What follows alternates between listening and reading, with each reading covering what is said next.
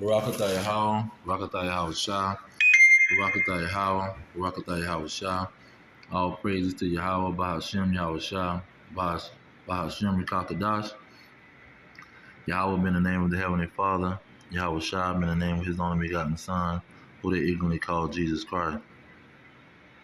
Now we getting to the end of the world, and when you say the end of the world, not talking about destroying the earth or destroying all the people on the earth. It's talking about a specific situation. And when you go into Genesis, it tells you pretty much the main idea of the situation is these two sons battling each other in the womb, and the Lord giving them blessings. Now, one son, he gave a blessing of rulership, and then the other son, he told him that he would be ruling by the sword, by his military and his weapons. And so, this is a story about two sons and their rulership blessing of the from their father Salaki. So when you go into the scripture and Yahweh, he's talking to his disciples.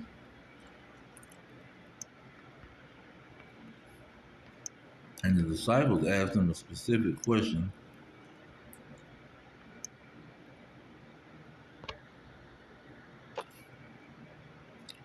In verse 3 it say, and as he sat upon the Mount of Olives, the disciples came unto him privately, saying, tell us, when shall these things be, and what shall be the sign of your coming and of the end of the world? Okay. Well, what he's doing is he's pretty much quoting something, but it's been hidden from the masses of people.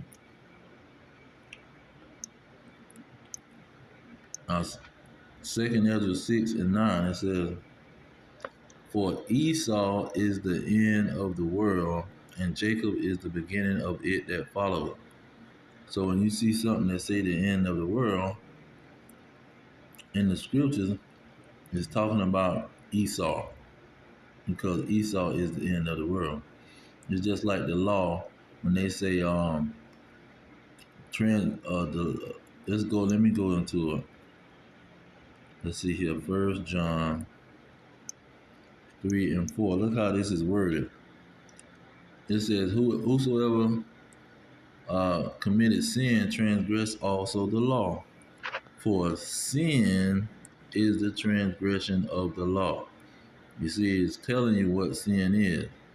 So the same thing is the end of the world. It says the end of the world. Esau is the end of the world. So you know what it's talking about. Let's see here. So when you're going to also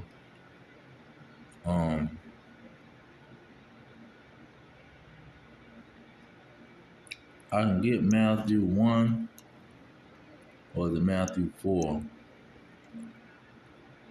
because it's similar to the situation. Verse 8. It says again, the devil taking him up into an exceedingly high mountain to show him all the kingdoms of the world and the glory of them. Now, who was given the rulership of all the kingdom? When you go into Daniel 7, and I'm gonna just get verse 23. It say, this he said, the fourth beast shall be the fourth kingdom upon the earth, which shall be diverse from all kingdom, and shall devour the whole earth, and tread it down and break it into pieces.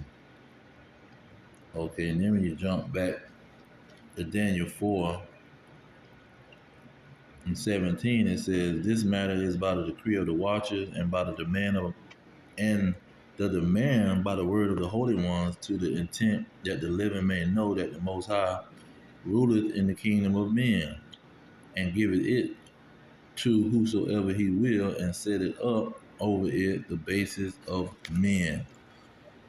You see, so the Most High gave the kingdom to the basis of men, and he's the ruler of these kingdoms of men, but he set up the basis of men. Now, who was set up? Go to Romans, or what is it, 13? No, Romans 9:13. It's talking about these two sons, Jacob and Esau. It says, "Esau have I hated." But look at verse 17. It says, "For the scriptures said unto Pharaoh, for this same purpose have I raised thee up." See, Esau was raised up, that I might show my power in thee, and that my name might be declared throughout all the earth. So he raised the basis of men. Esau eat him up to show his power. Let's get that basis of men in Job.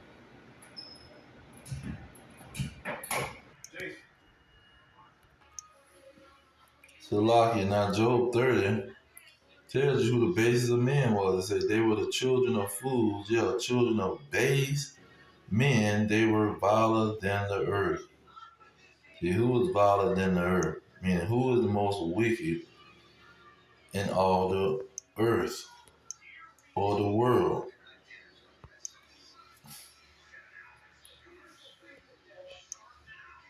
Azariah 1:9, I said, "And thou did deliver us into the hand of lawless enemies, most hateful forsakers of God, and to an unjust king, and the most wicked in all the world."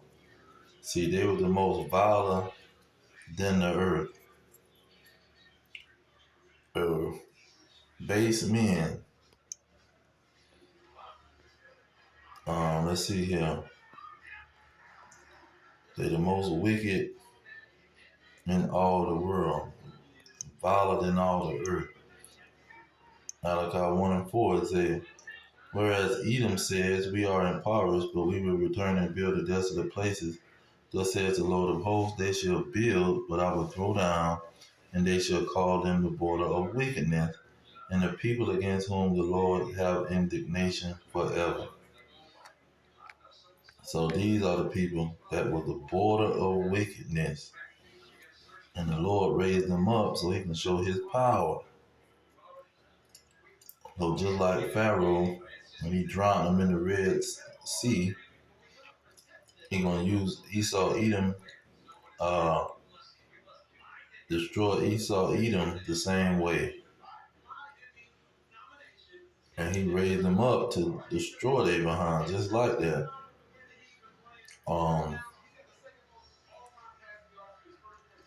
And they pretty much is that world. Let's see here. That's why James said this in James 4:4. He said, "You adulterers and adulteresses, know ye not that the friendship of the world is enmity with God? Whosoever therefore will be a friend of the world is the enemy of God." So it's pretty much telling you that he said he hate Esau, and if you're a friend of Esau, you're gonna be his enemy. Because Esau is the end of the world. He is the one gonna be ruling the world. Let's see what else he says. Let's see here. Yeah, let's get Habakkuk 2:5. It says, "Yeah, also because he transgressed by wine, he is a proud man, neither keepeth at home, who enlarged his desire as hell, and is as death, and cannot be satisfied, but gather unto him all nations, and heap unto him all people. So these people um, are the world rulers. Let's get 2 Corinthians 4:4. It says, in whom the God of this world have blinded the minds of them which believe not. See, because they are the power that's controlling this world. What else we got? Let's get Revelation 13. Around about the 7th verse. It says, it was given unto him to make war with the saints and to overcome them, and power was given him over all kindreds, tongues, and nations. See, power was given to the nation of Edom to rule the world. See, he had power over the whole world. There's another one, 2 Ezra 11:4. They say, and the fourth came and overcame all the beasts that were past and had power over the world with great fearfulness and over the whole compass of the earth with much wicked oppression. You see, that he had power over the world with much wicked oppression. Revelation 6:4, Esau Edom is red. It says in verse 4, and there went out another horse that was red, and power was given to him that sat thereon to take peace from the earth, and that they should kill one another, and there was given unto him a great sword.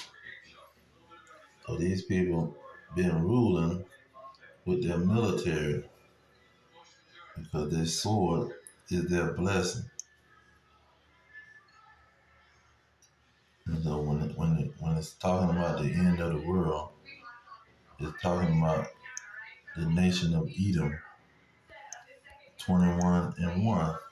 It says, and I saw a new heaven and a new earth, and the first heaven and the first earth was passed away, and there was no more sea. That new heaven and new earth is going to be New Jerusalem. Right there in verse 2. But the old heaven and the old earth is old Edom. Old Edom was the first rulership, first heaven and the first earth. That second rulership is going to be by New Jerusalem, which represents the 12 tribes. See, in verse 12 it says that the kingdom is going to be given to the Israelites. And in Revelation 7, Revelation 14,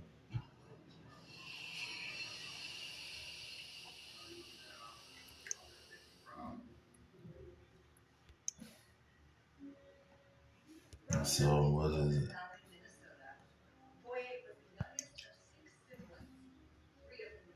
Numbers 24:20. It said that when he looked upon Amalek, he took up his parable and said, Amalek was the first of the nation. See, Esau was the first to rule out of Jacob and Esau. He was the first to have that heaven and that earth, to rule the heavens and the earth. And it's pretty much, he had the first rulership. And so when Howard Shah said the end of the world, this is what he's talking about. He wasn't talking about the end of the earth. I want to get that verse.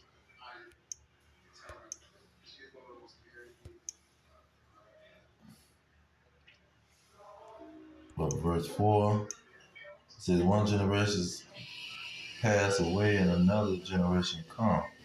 So their first generation or nation was the Esau Edom, and another one generation cometh. That means the nation, the New Jerusalem. but the earth abide forever.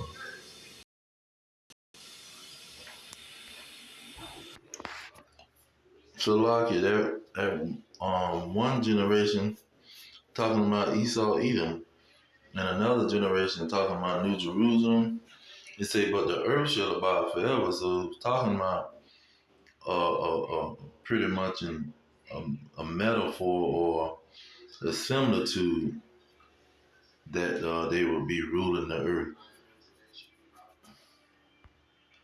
Let's see here. See if it's another one I can get.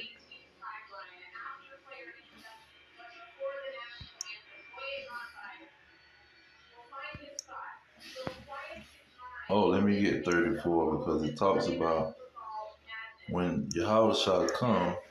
63 talk about he coming to Edom. But 34 tell you what weapon he gonna use when he come.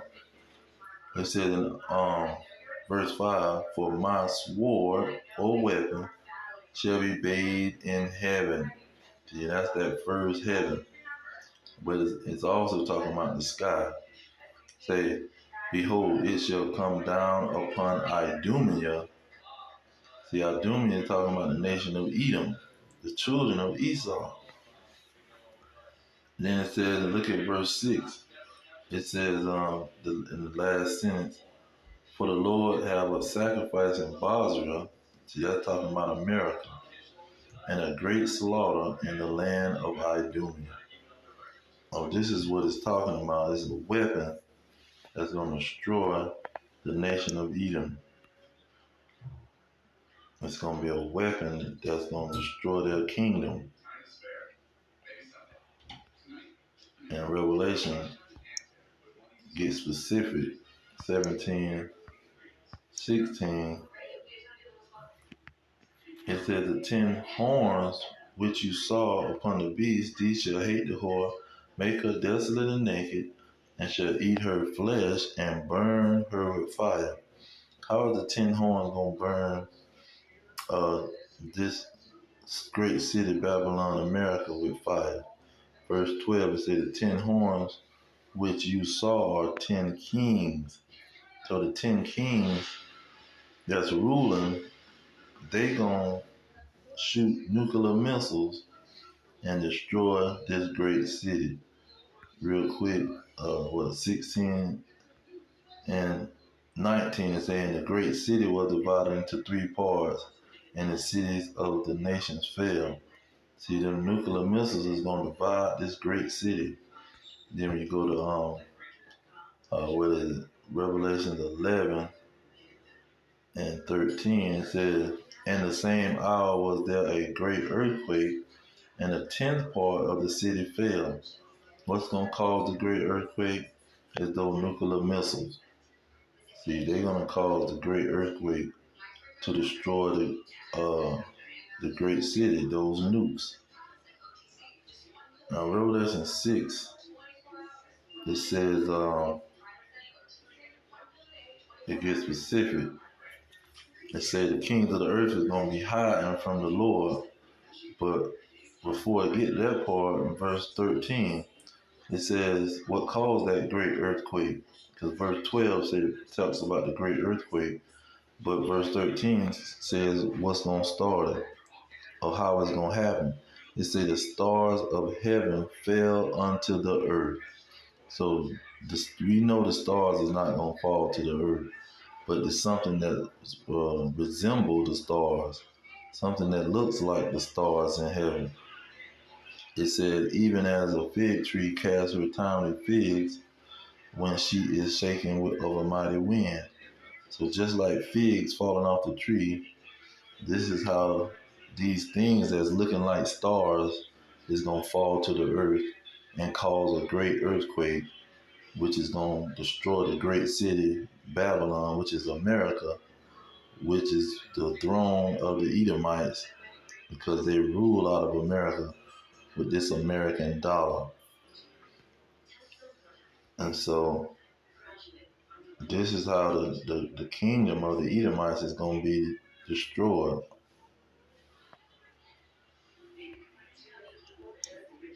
There's one more I want to get.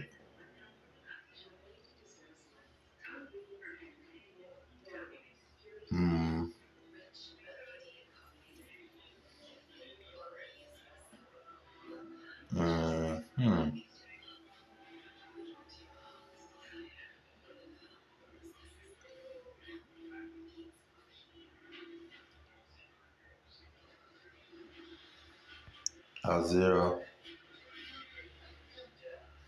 54:16. It says, Behold, I have created the smith that bloweth the coals in the fire, and that bringeth forth an instrument for his work. And I have created the waster to destroy. No weapon that is formed shall prosper. No weapon formed against you shall prosper. So this weapon, the Lord is taking credit for men creating this weapon. And he said he's created the weapon to destroy. And so these nuclear missiles that they creating and these nuclear bombs, he's taking credit for creating them, and he created them to destroy the Edomites and show his power. But I'm going to leave it there. All praise to Yahweh, Bashem Yahweh Shah, Bashem Kakadash. Double honors to the elders pushing the truth. Shalom.